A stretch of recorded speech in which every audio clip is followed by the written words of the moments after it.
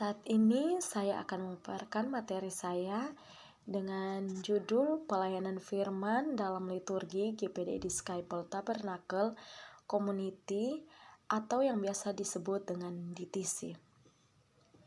Nah, sebelum kita masuk ke dalam pelayanan firman dalam liturgi GPD DTC, kita akan melihat dulu pengertian liturgi dalam gereja. Yang pertama yaitu secara etimologi. Liturgi berasal dari bahasa Yunani yaitu liturgia dan liturgien yang artinya adalah kerjasama dan pelayanan bersama.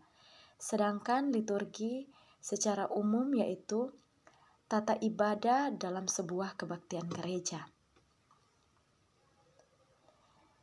Nah, kita akan melihat bersama asal mula dari GPDI DTC. GPDI Disciple Tabernacle Community atau DTC adalah sebuah gereja yang didirikan oleh Pendeta Dr. David Livingstone Araro Master Theology yang berlokasi di Manembo-Nembo Atas, Kecamatan Matuari, Kota Bitung, Sulawesi Utara. Dan saat ini GPDI DTC memasuki usia yang ke-7 tahun. Nah, setelah mengetahui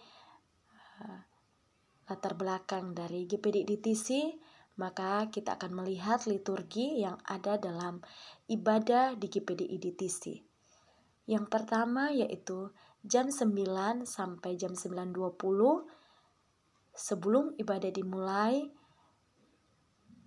maka di sana ada diputar lagu rohani.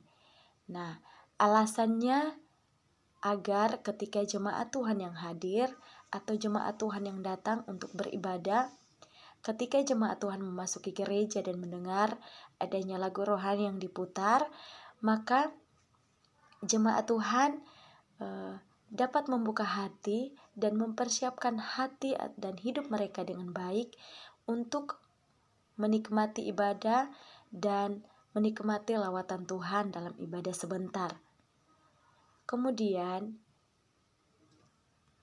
jam 9.20 ada doa pelayan. Nah, mengapa ada doa pelayan? Agar setiap pelayan atau setiap tim pemuji yang akan melayani di altar memohon perkenanan Tuhan dan memohon penyertaan Roh Kudus dalam pelayanan mereka, sehingga ketika mereka berdiri untuk melayani Tuhan, Roh Kudus dapat bekerja lewat pelayanan mereka dan jemaat Tuhan dapat diberkati lewat pelayanan mereka. Kemudian yang ketiga, jam 9.30 ucapan selamat datang dan doa buka oleh Ibu Gembala atau tim pastoral. Nah, ucapan selamat datang dibuat agar seluruh jemaat Tuhan yang hadir dengan mendengar ucapan selamat datang, maka mereka merasa diterima untuk ikut bersama-sama beribadah dalam gereja. Sedangkan doa buka sendiri bertujuan untuk meminta perkenanan Tuhan dan meminta penyertaan Tuhan sepanjang ibadah, sehingga Roh Kudus dapat bekerja di dalam ibadah yang dilakukan. Bahkan lewat doa buka juga dilakukan untuk meminta Roh Kudus bekerja dalam pemberitaan firman, sehingga firman yang disampaikan benar-benar dapat memberkati jemaat Tuhan yang hadir. Kemudian yang keempat yaitu jam 9.30 sampai jam 10 praise and worship dan pelayanan firman. Nah, mengapa adanya praise and worship? Praise and worship adalah bentuk rasa syukur jemaat Tuhan yang dilantunkan lewat pujian dan lewat pujian yang dilakukan oleh jemaat Tuhan sebagai respon hati atau sebagai ungkapan syukur jemaat Tuhan atas setiap kebaikan dan kemurahan Tuhan yang telah dialami sepanjang minggu maupun sepanjang hidup mereka. Dan pada jam 10 sampai jam 11.30 pelayanan firman. Nah, pelayanan firman sendiri bertujuan agar jemaat Tuhan dapat mengerti apa yang menjadi kehendak Tuhan dalam kehidupan anak-anak Tuhan. Dan ketika jemaat Tuhan telah mengetahui kehendak Tuhan, maka mereka dapat mempraktekannya dalam kehidupan mereka sehari-hari. Kemudian pada jam 11.30 doa setelah firman dan doa tutup. Nah, doa setelah firman dan doa tutup ini adalah respon hati atau bersyukur atas kebenaran firman Tuhan yang telah didengar, dan juga bersyukur atas penyertaan Tuhan selama ibadah, dan bersyukur juga atas lawatan Tuhan yang telah dinikmati oleh jemaat Tuhan yang hadir dalam ibadah. Dan setelah doa firman dan doa tutup, kemudian dilanjutkan dengan pengumuman kegiatan sepekan. Nah, kegiatan sepekan sendiri bertujuan yaitu untuk memberitahu jemaat Tuhan kegiatan-kegiatan yang ada dalam jemaat GPDI DTC, sehingga jemaat yang hadir dapat mengetahui setiap kegiatan-kegiatan yang dilakukan, sehingga jemaat Tuhan dapat hadir dan melibatkan diri dalam persekutuan-persekutuan ibadah yang dilakukan. Kemudian jam 11.45 ibadah selesai. Nah, setelah ibadah selesai, maka gembala dan tim pastoral langsung menuju ke pintu masuk untuk memberi salam kepada jemaat Tuhan yang akan pulang.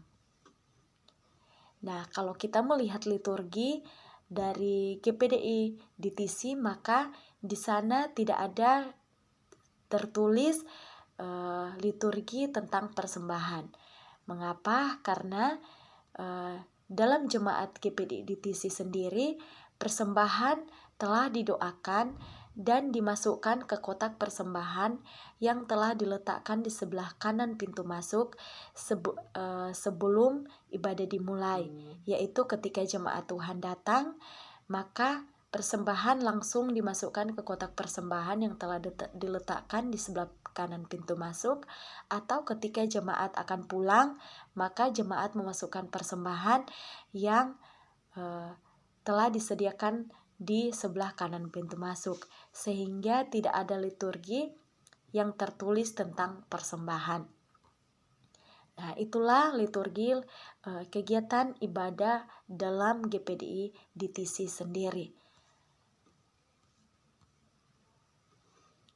Nah, kita masuk ke dalam kesimpulan. Kebaktian di gereja itu sangat penting.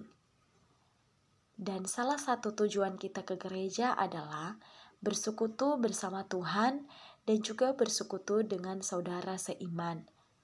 Sehingga dengan adanya liturgi yang inspiratif, komunikatif, dan relevan, maka ibadah yang disertai dengan adanya pemberitaan firman akan berubah menjadi ibadah yang menghadirkan kuasa Allah lewat karya Roh Kudus, sehingga jemaat Tuhan yang hadir dalam ibadah dapat diberkati dan juga dapat menikmati dan menerima lawatan Tuhan, sehingga ketika mereka pulang dengan sukacita karena mereka telah merasa diberkati lewat ibadah yang mereka hadiri.